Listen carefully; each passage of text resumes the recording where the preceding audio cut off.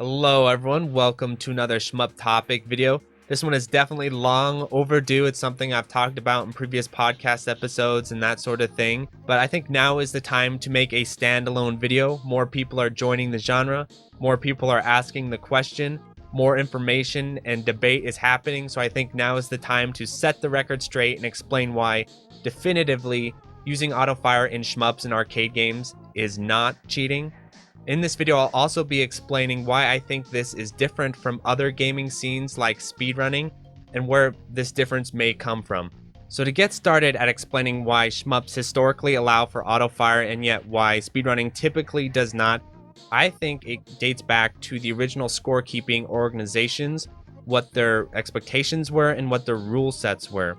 So I think a lot of us are familiar with the organization Twin Galaxies, especially as of late with all the dramas and documentaries and cheating scandals and lawsuits. But outside all of that, Twin Galaxies is also known as being the historical home for Western arcade scores. Now the key word there is Western because parallel to Twin Galaxies is another organization known as JHA. JHA stands for the Japanese High Score Association, which has its roots in gaming magazines in the 90s. And so the important thing to understand about JHA is that there are massive differences between them and Twin Galaxies, especially when it comes to ethos, rule sets, and score verification. So for those who haven't tried to submit a score to Twin Galaxies before, I do not think it is an exaggeration to say that their rule sets are incredibly restrictive to where even if autofire is available within the game, like Dononpachi, unless that autofire is on by default, it is a no-go.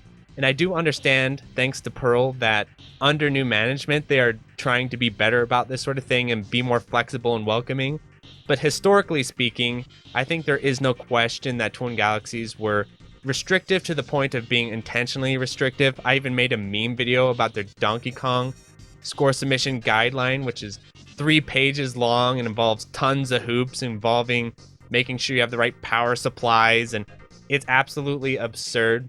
And so with JHA, when it came to autofire, they were much more lenient, to say the least, where you could have autofires, you could have autofires on your autofires, you could even autofire your inputs up until 1996, probably because of P47 aces and the frame button.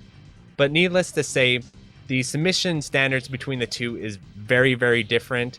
And one thing that I think needs to be understood, especially for those who do not know much about the shmup scene and shmup players, is that the skill gap between the Twin Galaxies scores and the JHA scores in shmups especially is absurd, where it's hard to put this into terms. But so if you look on Twin Galaxies, their top score for Dononpachi right now, I actually have a higher score than that. I use autofire, so I can't submit it. And then you look at JHA, the massive difference between those scores is very hard to articulate. I guess you could say that it is likely that the top Dononpachi players probably beat that Western record on their very first credit, on their very first day playing the game. I mean, within 2 years, they're getting 600 mils and that sort of thing. And so the skill gap between the two, there's no competition. The Japanese have the genre dominated in terms of historical wet record scores. And so they were all playing with autofire. So the genie is out of the bottle, so to say. And I also think the reason why they're doing it is because from a practical sense, I think playing with autofire off is kind of a archaic idea to begin with.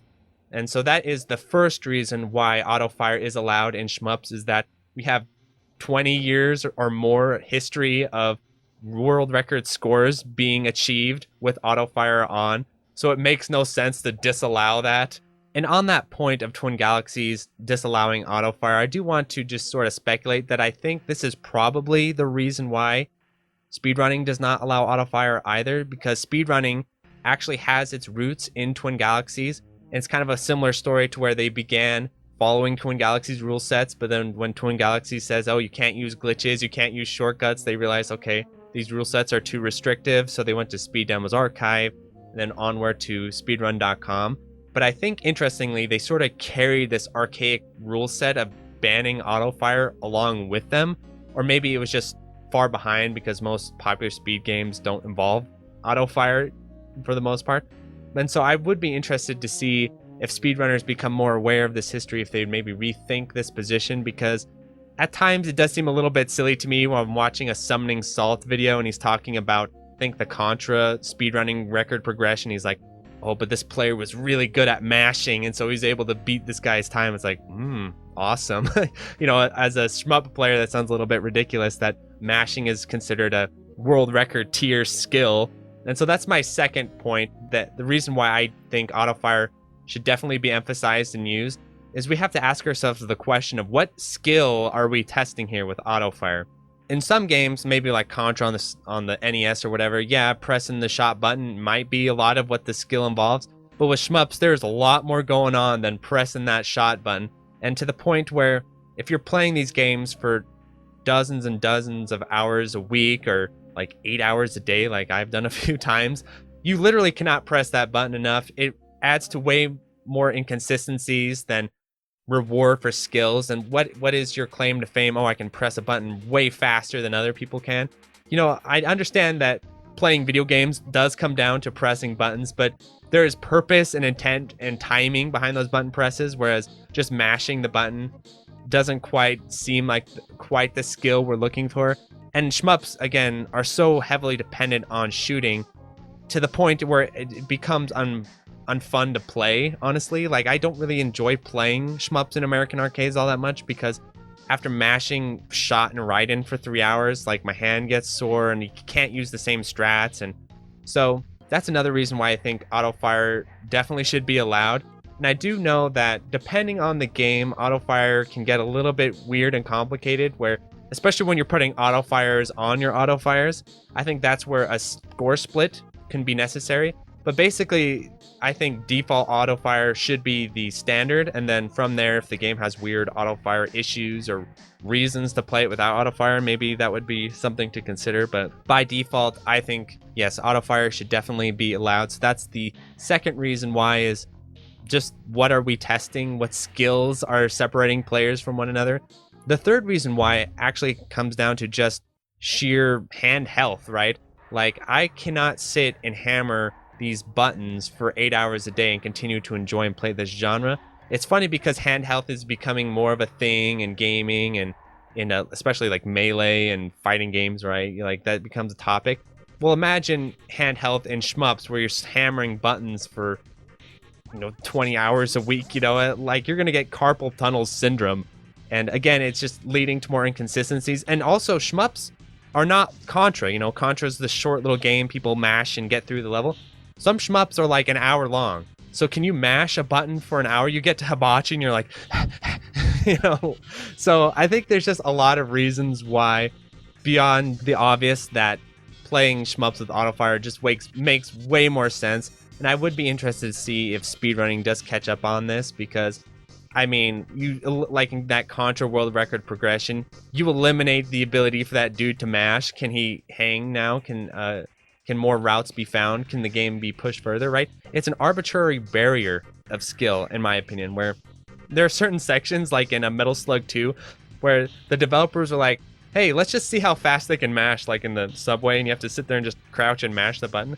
Imagine doing that with Autofire off. That would be the hardest part of the game. The hardest part of the game would not be the end where you have to coordinate all these dodges and line things up and spend hours routing and practicing. No, the hardest part of the game would be, can you sit and mash on these subways for like 4 minutes or however long that subway section is?